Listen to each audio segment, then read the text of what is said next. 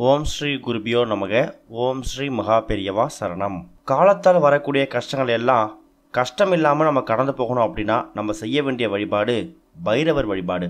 இந்த பைரவர் வழிபாடு செய்ய உகந்த திதி அஷ்டமி.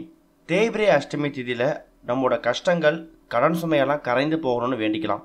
வளர்பிறை அஷ்டமி திதியில் நம்ம குடும்பத்தில் இருக்கக்கூடிய செல்வ வளம் மேலோங்கி வளரணும்னு வேண்டிக்கலாம். நிறைய பணம் சேரணும்னு வேண்டிக்கலாம். அந்த வகையில் ஜூன் 14 நாளைய தினம் வளர்பிறை அஷ்டமி திதி. இந்த நாளில் நமக்கு இருக்கக்கூடிய செல்வ வளத்தை பெருக்கிக்கிறதுக்காகவும் பொருளாதாரத்தில் உயர செய்யறதுக்காகவும் நம்ம வாங்க வேண்டிய சில முக்கியமான பொருட்களை பற்றி தான் இந்த பதிவில் பார்க்க போகிறோம். நாளைய தினம் எல்லா விதமான சிவாலயங்களில் இருக்கக்கூடிய பைரவர் சன்னதியில் அஷ்டமி பூஜை நடக்கும். பொதுவாகவே பைரவரை அஷ்டமி நாளில் ராகு கால் நேரத்தில் போய் வணங்குறது கூடுதல் சிறப்பு. நாளைக்கு வெள்ளிக்கிழமை காலை 10:30 மணிலேருந்து 12 மணி வரைக்கும் ராகு காலம் இருக்குது.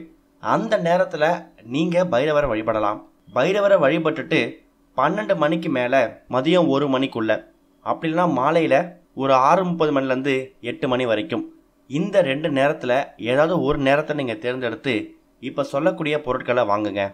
அதில் முதல் பொருள், நாளைக்கு அஷ்டமி.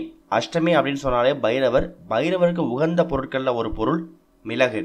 கடன் தீர்றதுக்கு பைரவருக்கு அஷ்டமி திதியில் மிளகு தீபம் போடுவாங்க.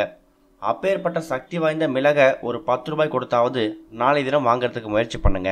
அடுத்து ஒரு முக்கியமான பொருள், நாளைய தினம் வெள்ளிக்கிழமை சுக்கிர பகவானுக்கு உகந்த ஒரு நாள். அப்பேற்பட்ட சுக்கிர பகவானுக்கு உகந்த தானியமாக இருக்கக்கூடிய வெள்ளை மொச்சையையும் நீங்கள் நாளைக்கு ஒரு 10 ரூபாய்க்கோ ஒரு 20 ரூபாய்க்கோ வாங்கி வைக்கிறதுக்கு முயற்சி பண்ணுங்க. மூணாவது ஒரு முக்கியமான பொருள், லக்ஷ்மி குபேரருக்கு ரொம்ப உகந்த ஊறுகாய். இந்த ஊறுகாய் அந்த ஊறுகாய் அப்படின்னா இல்லை, எந்த ஊறுகாயாக இருந்தாலும் பரவாயில்ல. நாளைய தினம் ஊறுகாயை வாங்கி வச்சு வீட்டில் பூஜை அறையில் வச்சு பூஜை பண்ணிவிட்டு அதுக்கப்புறமா அதை நீங்கள் உங்களோட பயன்பாட்டுக்கு யூஸ் பண்ணிக்கோங்க. அடுத்தது எப்பவும் போல் கல்லுப்பு வாங்கலாம். வெள்ளிக்கிழமை மகாலட்சுமியோட அம்சம் பழ வகைகள் வாங்குங்க. எந்த பழமாக இருந்தாலும் பரவாயில்ல. புளிப்பு இல்லாத பழமாக பார்த்து ஒரு வாழைப்பழம் வாங்கினா கூட பரவாயில்ல. நாளைய தினம் கட்டாயம் ஒரு பழம் வாங்கி வீட்டில் வைக்கிறதுக்கு முயற்சி பண்ணுங்கள். கட்டாயம் உங்கள் வீடு பார்த்துருக்கக்கூடிய சிவன் கோவிலுக்கு போங்க. உங்கள் கையால் பைரவருக்கு செவ்வரளிப்பு வாங்கிட்டு வந்து சாத்துங்க. பணத்தை வீட்டில் தங்க விடாமல் சுற்றிக்கிட்டு இருக்கக்கூடிய தரித்திரத்தை விரட்டி அடிக்கக்கூடியது தான் இப்போ நம்ம சொல்ல பொருட்கள் எல்லாமே. இந்த பொருட்கள் உங்கள் வீட்டோட பொருளாதாரத்தை மேலே உயர்த்திடும். அதுவும் வளர்பிறை அஷ்டமி திதியில் இதை வாங்குறவங்களுக்கு நிச்சயம் செல்வம் கிடைக்கும். நம்பிக்கை உள்ளவங்க முயற்சி பண்ணுங்க. நாளைய தினம் அஷ்டமி திதியில் நகைகள் வாங்குறதும் சிறப்பு. அதுவும் நாளைக்கு நீங்கள் கல்யாணத்துக்காக நீங்கள் நகை இது வாங்கணும் முயற்சி பண்ணீங்கன்னா நாளைய தினம் கண்டிப்பாக அஷ்டமி திதியில் நகை வாங்கினா நகை பெருகும்.